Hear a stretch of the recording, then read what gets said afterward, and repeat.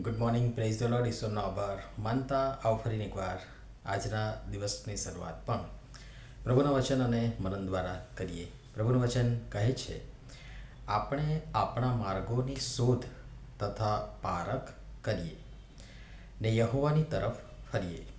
યર્મિયાનો વિલાપ 3 અધ્યાય 40મી કલમ. આજનો વિચાર. ખ્રિસ્તમાં અતિ પ્રિયવાલા મિત્રો, પ્રભુ ઈસુ ખ્રિસ્તના વિજયવંત નામમાં આપ સર્વને સવારની પ્રેમી સલામ. આપણા માર્ગો કેવા છે? આપણા પોતાના માર્ગો જે આપણને સારા લાગે છે, બહુ સારા લાગે છે, ઠીક લાગે છે, ભલે તે પોતાને તથા બીજાઓને નુકસાન તરફ દોરી જાય. એક્સપ્રેસ હાઈવે જેવા મસ્ત ખુલ્લા અને ચોખ્ખા, પણ તે તો નાશકારક છે, મોતના માર્ગો છે. નીતિવચન 14:12 કહે છે કે એક એવો માર્ગ છે કે જે માણસોને ઠીક લાગે છે, પણ તેનું પરિણામ મોતનો માર્ગ છે. દેવનું વચન કહે છે કે તેમના અને આપણા માર્ગો જુદા છે. વાત એકદમ સાચી છે. આપણા માર્ગોમાં ભૂંડાઈ છે, ઈર્ષા છે, અદેખાઈ છે, છલ છે, કપટ છે, અસત્ય છે, છેતરામણી છે, દંભ છે અને મરણ છે. જ્યારે તેમનો માર્ગ તો સત્ય તથા જીવન છે. બીજી બાબત જે યશાયા પ્રબોધકનું પુસ્તક તેના 55 અધ્યાય અને 9મી કલમમાં કહે છે કે જેમ આકાશો પૃથ્વીથી ઊંચા છે, તેમ મારા માર્ગો તમારા માર્ગોથી ને મારા વિચારો તમારા વિચારોથી ઊંચા છે. કેમ કે દેવ બાપ આપણા માર્ગો વિશે બધું જાણે છે. તેની શરૂઆત અને અંત પણ, એટલે કે પરિણામ પણ તેઓ જાણે છે. અને માટે સ્વીકાર સાથે કહીએ કે ત્રીજી બાબત જે યર્મિયા પ્રબોધકનું પુસ્તક તેના 10મા અધ્યાય અને 23મી કલમમાં કહે છે કે હે યહોવા, હું જાણું છું કે મનુષ્યનો માર્ગ પોતાના હાથમાં નથી. પોતાના પગલાં ગોઠવવા એ મનુષ્યનું કામ નથી. માણસની પસંદગી, સ્વતંત્રતાની વાત આવે, નિર્ણયની વાત આવે, અને એમાં મોટા ભાગે શેતાન ફાવી જતો હોય છે, અથવા તો ફાવી જઈ માણસને મોતના અને નાશના માર્ગમાં લઈ જાય છે. માણસના જીવન પરથી ખબર પડે છે કે સાહેબ એ કોના માર્ગમાં છે, કયા માર્ગમાં છે, દેવના કે શેતાનના.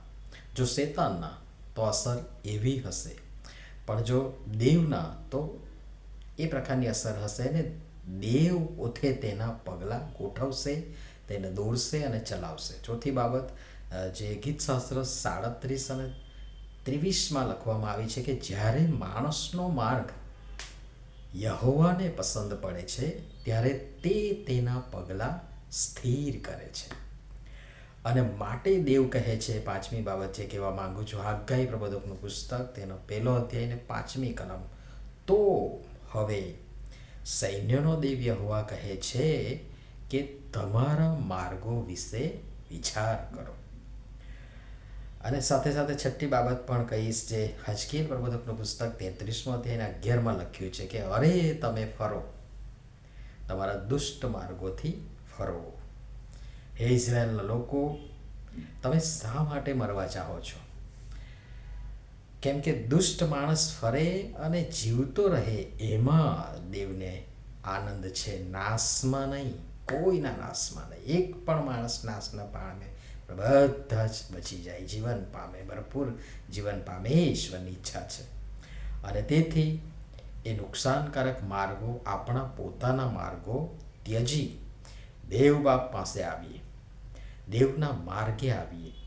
એ સિવાય ઉદ્ધાર ક્યારો નથી. 7મી બાબત જે ગીતશાસ્ત્ર 68 અને 20માં લખવામાં આવી છે તે તમારી આગળ મૂકીશ ને, તે તો એ છે કે ઈશ્વર આપણા તારણનો દેવ છે. મરણથી છૂટવાના માર્ગો પ્રભુ યહોવા પાસે છે.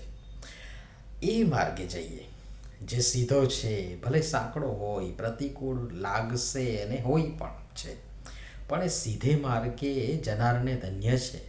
કેમ કે તે અનંત જીવન તરફની મુસાફરીમાં છે. અને છેલ્લે પ્રચલિત વચન ટાંકી મનન બંધ કરીશ. 8મી અને છેલ્લી બાબત જે યોહાન 14:6 લખવામાં આવ્યું છે, આપ સર્વ જાણો જ છો. ઈસુ તેને કહે છે કે માર્ગ તથા સત્ય તથા જીવન હું છું. મારા આશ્રય વિના બાપની પાસે કોઈ આવતું નથી. તો પ્રામાણિકતાથી આત્મમંથન કરી જોઈએ, હું કયા માર્ગ પર છું. આપણે આપણા માર્ગોની શોધ તથા પારખ કરીએ ને યહોવાની તરફ ફરીએ. શોર્ટકટ અપનાવતા શું પરિણામ આવે છે એનાથી આપ સર્વ અવગત છો જ. અને એટલે પોતાનો નહીં, મારો પોતાનો નહીં, પણ દેવનો માર્ગ પસંદ કરીએ. પ્રભુ સમજવા પણ સર્વની સહાય તથા મદદ કરો. નમીએ પ્રાર્થના કરીએ.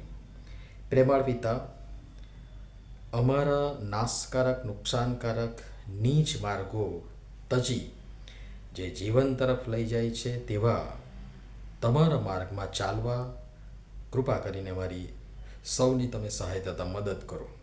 પ્રભુ ઈસુના નામમાં આમેન. ધન્યવાદ.